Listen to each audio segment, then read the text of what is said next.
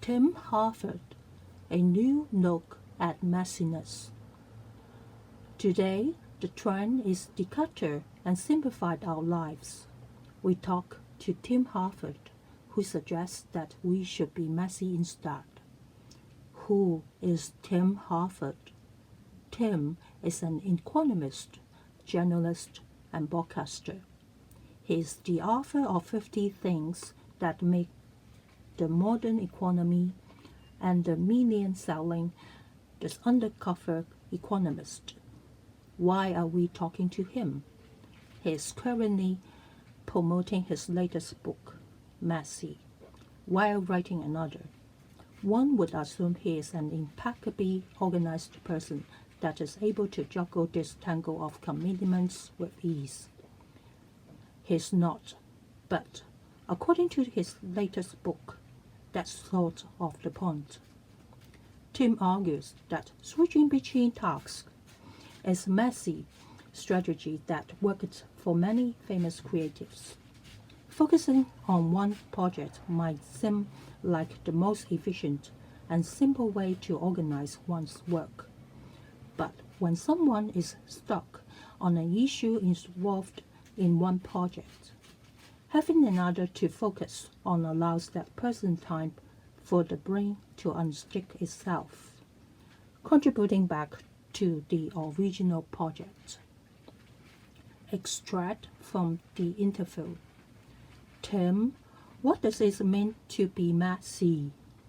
In the book, I talk about all kinds of different things in the context of mess: improvisation, distraction, multitasking, physical mess, ambiguity, and imperfection. There are lots of different things that I'm discussing in the book, but I suppose what they have in common is they are arguing for the virtues of the stuff that doesn't fit into the standard categories.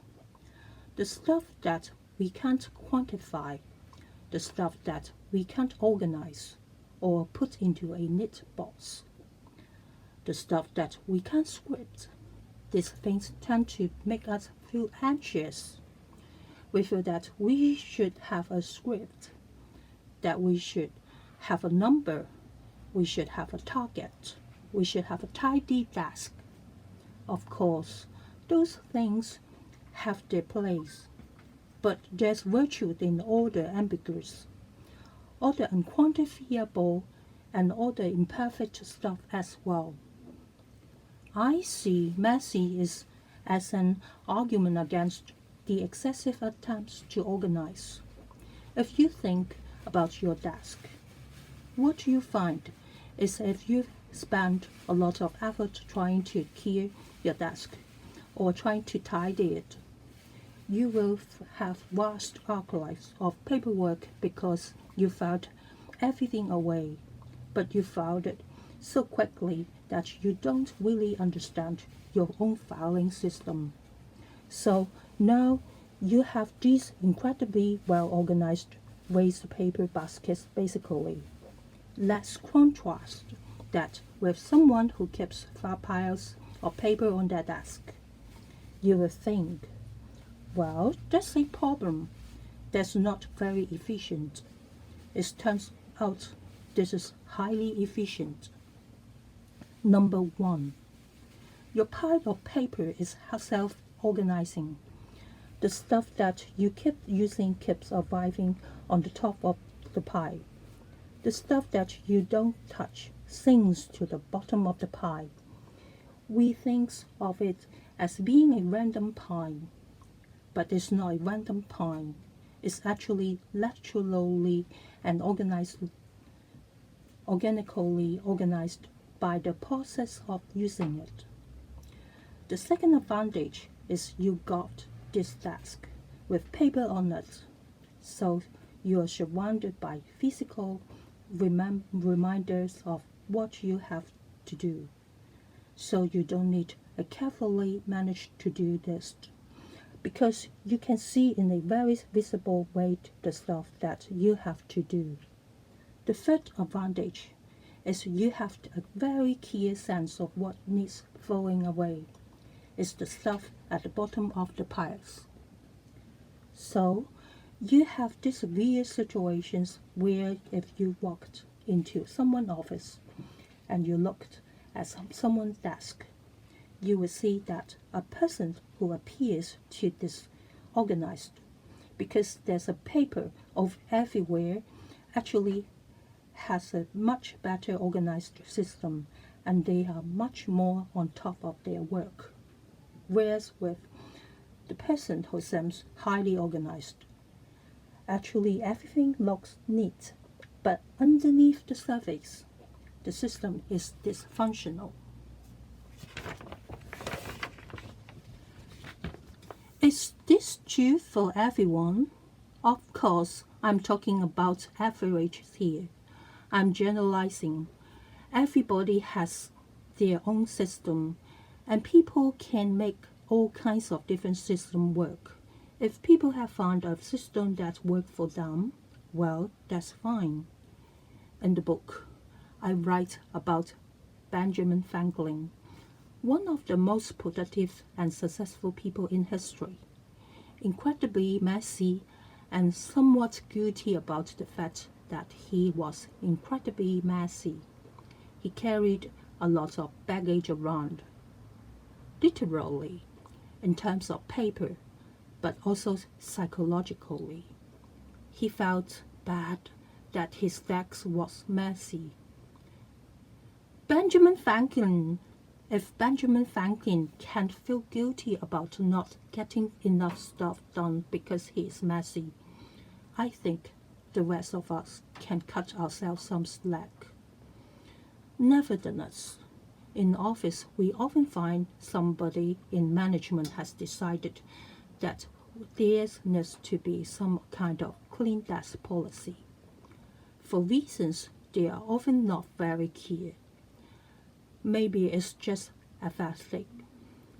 They want the place to look like a magazine suit, or maybe they read something about how operating theater work, or about how high functioning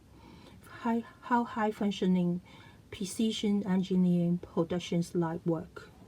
And then, in a very inappropriate way, they say, oh, and the same must be true for this regular office, which has just got paper and computer in it.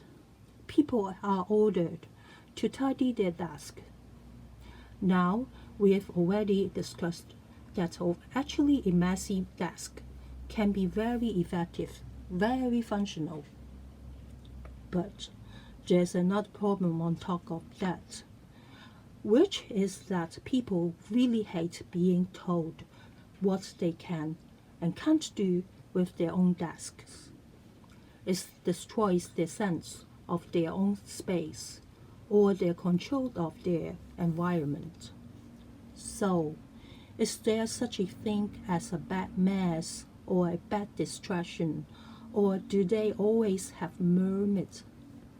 No. I think clearly there are many situations where messes are just entirely dysfunctional, and distractions just make it impossible to get stuff done. My argument in the book is not that mess is always good.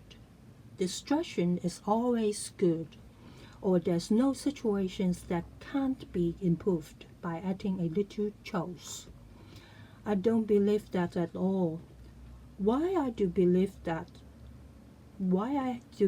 is that we find that our organizational system can't be so effective, and they make us feel so comfortable that we take them from situations where they work extremely well, and then we start trying to apply them in situations where they are completely inappropriate.